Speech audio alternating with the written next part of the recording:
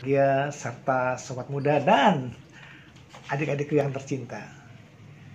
Pada kesempatan kali ini, Pak Edi ingin mengupas bagaimana kita mengatasi rasa iri dalam hati kita. Nah, untuk mengawalinya, Pak Edi akan kutip dari kitab suci Dhammapada syair 161. Demikian.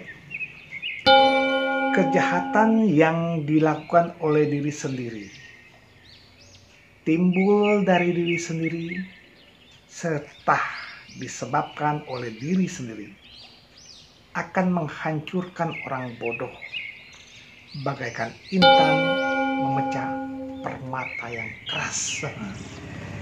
Jadi kalau kita melihat apa itu sifat iri hati, ya tentu saja iri hati adalah sifat tidak suka melihat makhluk lain, orang lain berbahagia.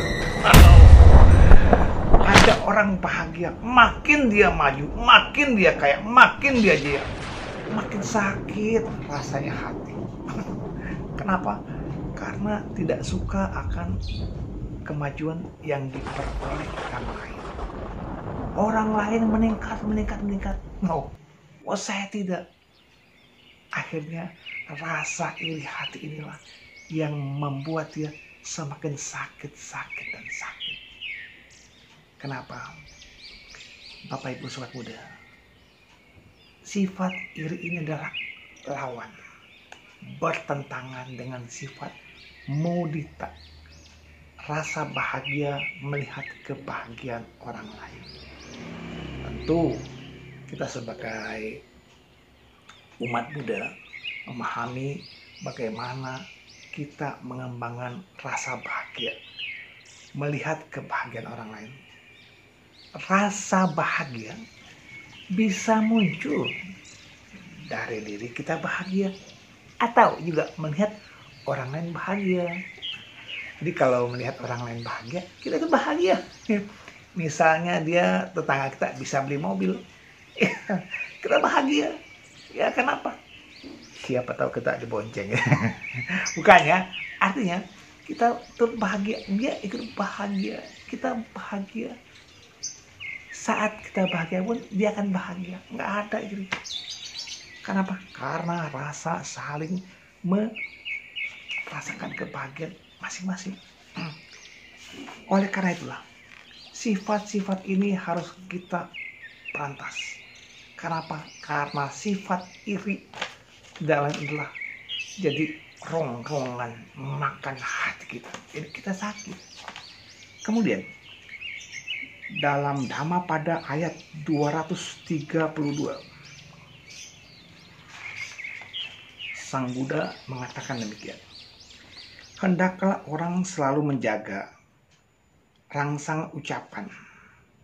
Hendaklah ia mengendalikan ucapannya. Setelah menghentikan perbuatan-perbuatan jahat melalui ucapan, hendaklah ia giat melakukan perbuatan baik melalui ucapan. Jadi ketika ada orang lain bahagia, kita ya minimal ucapkan, bisa mengucapkan turut berbahagia. Misalnya kita mendengar sahabat kita, oh teman kita mencapai gelar S1, kita berikan ucapan selamat. Demikian juga ada teman kita yang memperoleh S2, teman kita yang memperoleh gelar doktor, ucapan selamat. Atau yang paling gampang, yang paling mudah, mendengar teman kita ulang tahun, ya misalnya membaca WA group, wah teman kita yang ulang tahun, kirimkan ucapan selamat. Boleh kartu-kartu, atau mungkin Anda senang dengan YouTube, buatlah YouTube ucapan selamat ulang tahun. Rasa bahagia. Jadi kebahagiaan kita bertambah mendengar sobat kita berbahagia karena ulang tahunnya. Atau mungkin ketika di grup ada teman-teman yang saling berjualan, mungkin kita belum bisa belinya, ya kita ucapkan selamat untuk kemajuan teman kita. Ini rasa bahagia, Rasa bahagia bisa muncul ketika kita merasakan kebahagiaan orang lain. Inilah makanya Bapak Ibu Sobat Muda, termasuk pada saat ini kita pun bahagia. Oh, melihat teman kita bikin konten YouTube, beri subscribe, tanda bahagia. Lalu kita like, kita komentar. Oh teman, konten YouTubemu kurang ini. Oh teman, konten YouTubemu bagus. Kita berikan komentar. Kenapa? Untuk sahabat, ya. Itu loh. Artinya apa? Kita merasakan bahagia juga. Nah ini ya. Lalu kalau kita yang diiri hatikan oleh orang lain, ada orang iri hati sama Edi. Dalam hati, apa yang mereka irikan dari saya? Wah, si Edi begini, begitu, begini. Kita diirikan oleh orang lain. Kita berpositif thinking. Oh, ini sudah karma saya. Buah karma saya sedang berbuah. Ada orang yang iri hati dengan saya. Ya, lihatlah. Bapak, Ibu, Sobat Muda. Ketika kita menjadi korban iri hati orang lain, tetaplah kita berterima kasih karena apa? Karma buruk kita sedang berbuah sekarang, saat ini. Lalu, jangan balas.